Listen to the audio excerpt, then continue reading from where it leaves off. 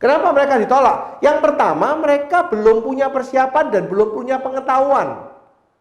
Sekali lagi, kalau hari ini Anda buka usaha apapun, bisnis apapun, terus Anda tidak punya pengetahuannya, Anda tidak mau belajar dari awal, dan Anda tidak mempersiapkan. Misalnya kita ngomong mau buka depot. Buka depot aja kita harus persiapkan tempatnya, kita harus tahu lokasinya, kita harus tahu yang terdekat ini yang buat orang itu depot itu bisa laku atau enggak, enak atau enggak, kita coba tes dulu masakannya, kita punya persiapan. Terus kita belajarnya, belum lagi kita tuh nanti promosinya seperti apa. Ini semua persiapan. Tapi seringkali di bisnis ini kenapa banyak orang sekali lagi muntaber, mundur teratur tanpa berita, gara-gara apa? Ya gara-gara mereka nggak mempersiapkan dirinya dengan benar. Saya sharing di New Enterprise Orientation ini 5 persiapan seorang enterpriser di awal. Supaya Anda bisa mempersiapkan diri. Yang pertama, persiapan mental dan sikap. Mental dan sikap seperti apa yang harus disiapkan? Yang pertama adalah hilangkan rasa malu yang salah. Rasa malu yang salah, gengsi, atau takut yang salah. Maksudnya rasa malu yang salah seperti apa? Bapak Ibu rekan-rekan, kalau Anda malu, itu kalau Anda itu melanggar aturan dari agama yang Anda yakini, dan itu menjadi dosa, itu Anda malu. Itu Anda takut. Ya. Tetapi kalau Anda melakukan sesuatu yang tidak berdosa, saya katanya mentor saya adalah selama tidak berdosa, lakukan. Nah kalau itu dosa, ya jangan dilakukan. Dalam artian gini, malu seringkali gini, gengsi, malu yang salah gini. Nanti aku nawarin kalau sampai ditolak gimana, kok nggak mau gimana, ini malu yang salah. Terus gengsi, aku ini kan manajer perusahaan, aku ini direktur, aku ini kan pengusaha, aku ini seorang lawyer, aku ini seorang dokter misalnya. Wah kalau jual madu, masa dokter jual madu, masa lawyer, masa pengusaha jual madu, masa direktur jual madu. Bapak Ibu rekan-rekan, apa yang salah dengan menjual madu? Dosa kah? Enggak kan? Nah ini jangan sampai kita salah mengartikan dengan gengsi yang salah, ya takut yang salah, takut nanti diomongin orang, masa jadi pengusaha, jadi direktur, jadi manajer, jadi dokter kok malah jualan madu dan sebagainya. Dan pertanyaan saya sederhana, halal kan? Gak ada yang dosa kan? Gak ada yang salah dengan jual madu. Nah, yang kedua adalah mental dan sikap yang positif thinking. Banyak orang yang muntaber itu dikarenakan apa? Mereka sudah ketakutan karena belum ngomong sudah takut ditolak. Belum dilakukan sudah takut kalau nanti diginiin gimana, digituin gimana. Saya awalnya juga mengalami hal yang sama. Sekali lagi positive thinking. Kalau orang itu ditelepon dan dia ngangkat dan ternyata dia nggak bisa untuk ketemu setelah padahal dia udah janjian sama kita, dia positive thinking. Positive thinkingnya apa? Ya udah mungkin mereka memang nggak bisa, mereka sibuk. Udah, karena kalau kita nggak mau bisa mempositifkan diri kita sendiri, kita akan cepat frustasi. Dan kenapa penyebabnya muntaber? Saya ngomong sama Anda, semua enterprise. Apa yang membuat banyak orang itu muntaber di network marketing? Karena modalnya kecil. Kalau modal di bisnis kita cuma 150.000. Uang 150.000 uang apa? Jalan syukur, nggak jalan ya sudah, hitung-hitung amal. Nah, ini seringkali yang terjadi. Sehingga sulit sekali kita itu membuat diri kita positif. Nah, apalagi harus antusias. Nah, sikap yang antusias. Kenapa harus antusias? Karena modalnya kecil, jadi modalnya itu diri kita sendiri. Kalau kita nggak semangat, kita nggak antusias, terus kita mau nawarin orang. Contoh kita nawarin begini. Pak, Bu, ini saya punya produk kesehatan, mungkin Bapak Ibu tertarik. Apa ya produknya? Dari madu. Wah, saya nggak suka madu. Oh, nggak suka ya. Oh ya udah kalau nggak suka, makasih. Nah, kalau kita cuman seperti ini, nggak ada antusiasnya, terus kemudian juga kita sudah ketakutan sendiri, ya gimana mau hasil? Misalnya kalau kita menawarkan, ini ada produk madu dan sebagainya. Misalnya kita nawarkan, Pak, Bu, saya punya produk kesehatan, ini dari lebah madu, bagus banget loh. Oh saya nggak suka madu. Pak, Bu, banyak orang awalnya saya juga seperti itu, tapi Bapak bisa saya cobain nanti kalau memang mau. Ibu juga bisa saya cobain, tapi coba dulu lihat, kenapa kok manfaatnya. Bapak Ibu apa agamanya, apa keyakinannya. Pasti kan juga dituliskan bahwa gunakan produk lebah untuk kesehatan, betul nggak? Nah, kalau kita menawarkan dalam kondisi antusias seperti ini, orang yang awalnya negatif nggak mau, pasti dia juga akan mikir ada perubahan. Ya, nah ini mental yang juga harus kita siapkan, yaitu apa? Bisa, tidak bisa, harus bisa. Awalnya sekali lagi saya tidak bisa langsung untuk ngomong dan antusias terus setiap harinya. Tetapi sekali lagi bisa, tidak bisa, harus bisa. Dalam artian kalau orang lain bisa melakukan itu, saya harus bisa. Dalam artian saya berpikir sederhana. Kalau Anda mau sukses, kalau saya mau sukses, saya mau kaya, saya harus antusias. Nggak ada yang bisa ditawar untuk hal itu. Mau tidak mau, bisa tidak bisa, harus bisa. Nah ini yang harus kita lakukan. Dan banyak orang bisa melakukan apa yang hari ini dilakukan oleh banyak enterprise yang sudah berhasil di HDI karena sudah disistemasi oleh Billionaires. Kita tinggal ikuti, kita kerjakan, kita lakukan, kita akan terbiasa dan kita pasti bisa. Ya. Nah, yang kedua yang kita harus siapkan yaitu pola pikir pengusaha. Apa maksudnya pola pikir pengusaha?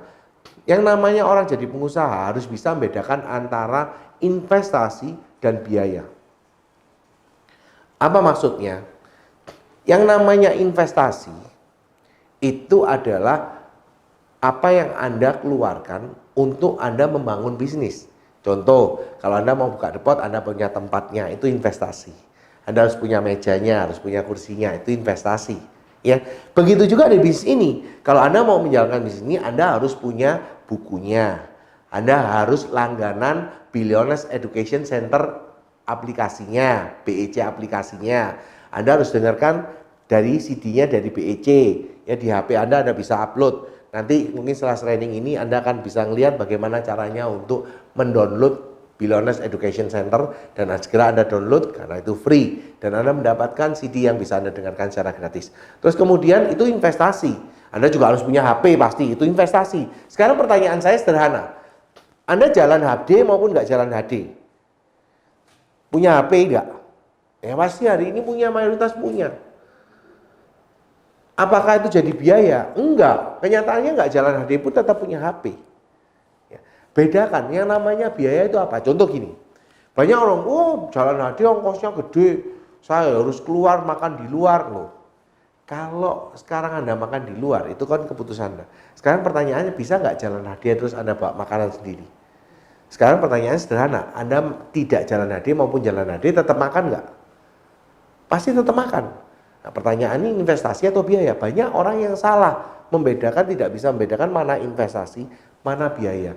Biaya juga untuk bisnis HD itu nggak bisa sepenuhnya Anda tanggungkan hanya cuman karena waktu Anda jalan HD semua Anda masukkan jadi biaya. Makan masuk, ya toh, transport. Nah, transport kalau memang untuk prospek, ya Anda masukkan biaya. Tapi kalau untuk nganter pacar, ya, nganter anak, nganter istri, loh, ini apakah biaya untuk HD? Banyak orang tidak bisa membedakan ini. Dan sehingga pada waktu mereka mendapatkan income atau bonus di HDI, mereka selalu mengatakan apa? Besar pasak daripada tiang, ikut HD bukan malah dapat besar, saya malah rugi dan sebagainya. Nanti dulu, ini gara-gara Anda tidak bisa membedakan pola pikir antara investasi dan biaya. Jadi bedakan ya, bedanya investasi dan biaya. Ingat, Anda tidak jalan HD maupun Anda jalan HD, Anda tetap butuh makan. Ya, Anda tidak jalan HD maupun jalan HD, Anda tetap punya HP, tetap butuh kuota. Nah, kuota yang terpakai untuk HP, untuk telepon prospek, untuk memang dengerin CD di aplikasi, nah itu masuk biaya. Tetapi yang bukan di luar untuk aktivitas untuk menghasilkan di HDI, berarti itu bukan biaya yang harusnya ditanggung oleh HDI dalam pada waktu Anda menjalankan bisnisnya. Ya, ini yang salah satu yang Anda harus bedakan. Karena seringkali orang nggak bisa bedakan di sana. Yang berikutnya adalah persiapan waktu. Persiapan waktu ini bukan masalah part time atau full time-nya. Sekali lagi, di HDI bukan masalah part time atau full time-nya. Tapi masalahnya adalah Anda profesional atau enggak. Yang namanya profesional, kalau Anda sudah memisahkan, membuat rencana kerja harian atau RKH, rencana kerja harian. Jadi misalnya kalau Anda seorang profesional, setelah pulang kerja, Anda baru menekuni bisnis HD Anda. Boleh aja, sah aja. Tapi tetapkan pada waktu Anda memang mau menekuni itu, pastikan bahwa memang Anda harus mengerjakan. Jangan terus pada waktunya harusnya diplot untuk HD, tapi malah dibuat untuk nonton lah, malah dibuat ini, malah buat kongko-kongko, ngomong dan sebagainya yang tidak produktif dan tidak menjalankan HD-nya. Terus Anda akan menuntut bahwa HD nggak ada hasilnya. Pertanyaannya sederhana, berapa banyak waktu yang Anda luangkan secara profesional untuk mengerjakan? Nah, ini tentunya pengaruh. Namanya bisnis itu di awal dibangun pasti butuh waktu. Nah, buat rencana kerja hariannya. Waktu Anda untuk menekuni HDI kapan? Sekali lagi, rencana kerja, bukan rencana training. Maksudnya apa? Nah, waktu training itu nggak dihitung sebagai Anda kerja. Karena waktu training ini ada persiapan. Yang di waktu kerja adalah pada waktu Anda di lapangan, Anda prospecting, Anda presentasi, Anda closing, Anda follow up. Nah, itu adalah kerja yang menghasilkan. Tapi pada waktu Anda training itu nggak bisa dihitung kerja sebetulnya, ya. Kecuali memang Anda membantu rekan kerja Anda untuk mentraining. Apakah itu juga kerja? Sebetulnya enggak juga, tetapi ya namanya mengedukasi sistem. Itu juga bisa dihitung kerja, tetapi enggak sepenuhnya kerja. Karena kalau di awal-awal kita waktu menjadi peserta untuk ikut training, ya itu nggak bisa diomong kita kerja HDI, ya. Kerja ya pada waktu kita menghasilkan, kita mendidik rekan kerja kita itu bisa diomong kerja. Kita mendampingi rekan kerja kita bisa diomong kerja. Nah, itu kapan kita harus tetapkan. Yang kedua adalah tetapkan prioritas waktunya. Prioritas waktu Anda itu harus benar-benar ada. Waktu kapan Anda harus mendampingi rekan kerja Anda, waktu Anda harus sponsoring sendiri, waktu Anda harus prospek sendiri, harus ada prioritasnya. Nah, di situ Anda harus benar-benar bisa menetapkan. Kalau Anda nggak punya prioritas waktu dalam hal ini, apalagi yang hari ini Anda juga masih secara part-time, dalam tanda petik Anda juga mengerjakan pekerjaan lain, ya, tentunya kalau Anda tidak punya prioritas, sekali lagi, HDI akan menjadi yang nomor sekian. Nah, ini yang membuat seringkali orang tidak mendapatkan hasil. Bapak Ibu rekan kerja sekalian, please, saya ngomong hari ini ke Anda bahwa HDI is a business. Ini pekerjaan, ini bisnis. Butuh waktu untuk dikerjakan. Ya, nggak ada yang namanya instan, nggak ada yang namanya nggak usah kerja, tahu-tahu bisa terima uang. Sorry to say, tidak bisa seperti itu di HDI. Anda harus kerja, oke? Nah, terus kemudian Anda harus komitmen di waktu Anda. Pada waktu Anda menetapkan di rencana kerja Anda, waktu itu adalah untuk HD, ya untuk HD. Yang namanya profesional apa? Yang namanya profesional adalah yang bisa membatalkan waktu itu untuk HD hanya dua. Ada keluarga sakit atau Anda sakit sampai nggak bisa bangun. Yang kedua adalah ada keluarga meninggal. Selain itu, tidak boleh batal. Anda harus tetap mengerjakan. Nah, itu yang namanya komitmen. Ya, pastikan Anda punya komitmen waktu, dan ini yang paling berat. Kenapa? Godaannya terlalu banyak. Selain godaannya terlalu banyak, ya, terus kemudian ya macam-macam. Hari ini godaan HP, godaan macam-macam lah, ya. Anda tahu ya, semakin hari ini semakin terlalu banyak godaannya. Nah, persiapan yang berikutnya yaitu penampilan. Bapak Ibu rekan kerja yang saya kasih, saya cintai, yaitu Anda harus tahu bahwa this is a business.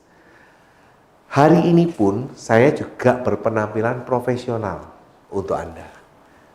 Nah, tentunya ini jadi cerminan.